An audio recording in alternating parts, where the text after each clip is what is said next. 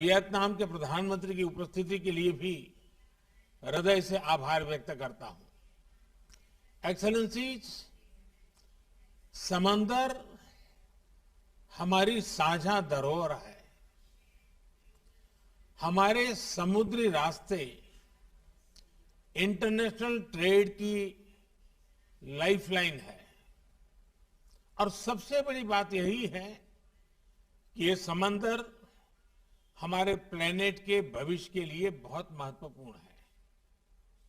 लेकिन हमारी इस साझा समुद्री धरोहर को आज कई प्रकार की चुनौतियों का सामना करना पड़ रहा है। पायरेसी और आतंकवाद के लिए समुद्री रास्तों का दुरुपयोग हो रहा है।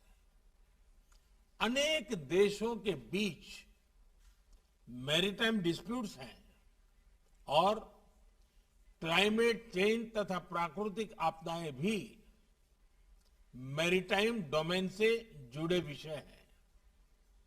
इस व्यापक संदर्भ में अपनी साझा सामुद्रिक धरोहर के संरक्षण और उपयोग के लिए हमें आपसी समझ और सहयोग का एक फ्रेमवर्क बनाना चाहिए।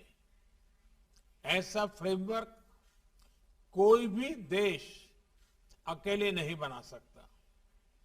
ये एक साझा प्रयत्न से ही साकार हो सकता है। इसी सोच के साथ हम इस महत्वपूर्ण विषय को सुरक्षा परिषद के समक्ष लेकर आए हैं। मुझे पूरा विश्वास है कि आज की हाई लेवल चर्चा से विश्व को मैरीटाइम सिक्योरिटी के मुद्दे पर मार्गदर्शन मिलेगा। एक्सेलेंसीज, इस मंथन को स्ट्रक्चर देने के लिए मैं आपके समक्ष 5 मूलभूत सिद्धांत रखना चाहूंगा। पहला सिद्धांत, हमें मैरीटाइम ट्रेड में बैरियर्स हटाने चाहिए। हम सभी की समृद्धि मैरीटाइम ट्रेड के सक्रिय फ्लो पर निर्भर है। इसमें आई अड़चनें पूरी वैश्विक अर्थव्यवस्था के लिए चुनौती हो सकती है। फ्री मैरीटाइम ट्रेड भारत की सभ्यता के साथ अनादिकाल से जुड़ा हुआ है। हजारों वर्ष पहले सिंधु घाटी सभ्यता का लोथल बंदरगाह समुद्री व्यापार से जुड़ा हुआ था। प्राचीन समय के स्वतंत्र मैरीटाइम माहौल में ही भगवान बुद्ध का शांति संदेश विश्व में फैल पाया। आज के संदर्भ में भारत ने इसी खुले और इंक्लूसिव एथोस के आधार पर Sagar, security and growth for all in the region का विजन परिभाषित किया है। इस विजन के जरिए हम अपने क्षेत्र में मैरीटाइम सिक्योरिटी का एक इंक्लूसिव ढांचा बनाना चाहते हैं। ये विजन एक सेफ, सिक्योर और स्टेबल मैरीटाइम डोमेन का है। फ्री मैरीटाइम ट्रेड के लिए यह भी आवश्यक है कि हम एक दूसरे के नाविकों के अधिकारों का पूरा सम्मान करें।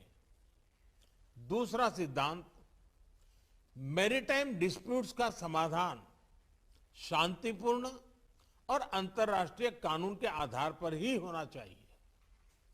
आपसी ट्रस्ट और कॉन्फिडेंस के लिए यह अति आवश्यक है।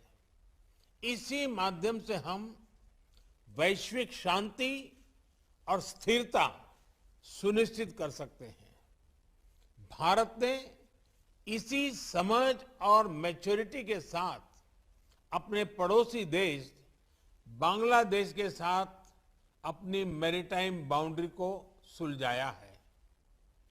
तीसरा सिद्धांत, हमें प्राकृतिक आपदाओं और नॉन स्टेट एक्टर्स, इनके द्वारा पैदा किए गए मैरीटाइम थ्रेट्स का मिलकर सामना करना चाहिए।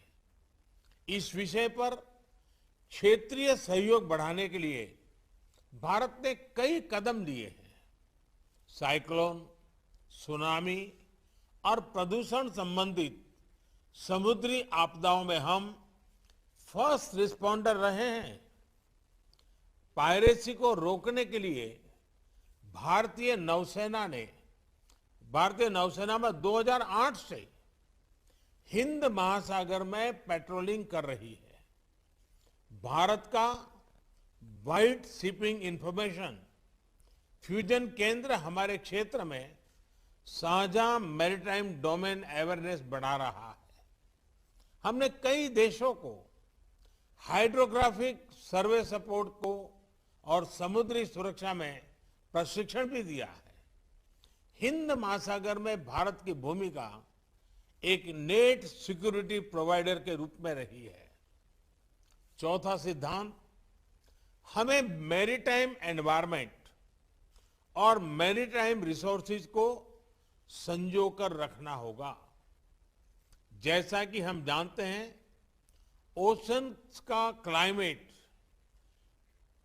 क्लाइमेट पर सीधा इंपैक्ट होता है और इसलिए हमें अपने मैरीटाइम एनवायरनमेंट को प्लास्टिक्स और ऑयल स्पिल्स जैसे प्रदूषण से मुक्त रखना होगा और ओवरफिशिंग और मैरीन पोचिंग के खिलाफ साझा कदम उठाने होंगे।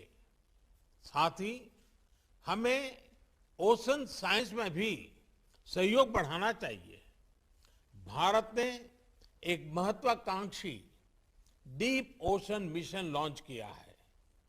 हमने सस्टेनेबल फिशिंग को प्रोत्साहन देने के लिए भी कई पहले ली है।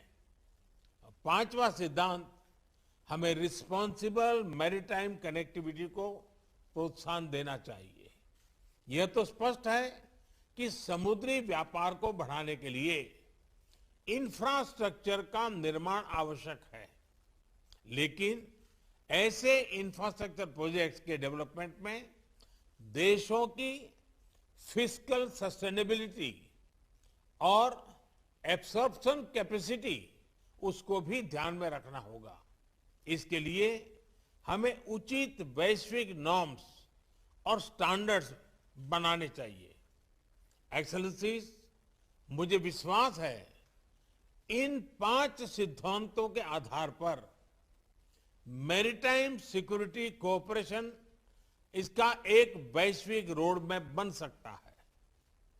आज की ओपन डिबेट की उच्च और सक्रिय भागीदारी यह दिखाती है कि यह विषय सुरक्षा परिषद के सभी सदस्यों के लिए महत्वपूर्ण है।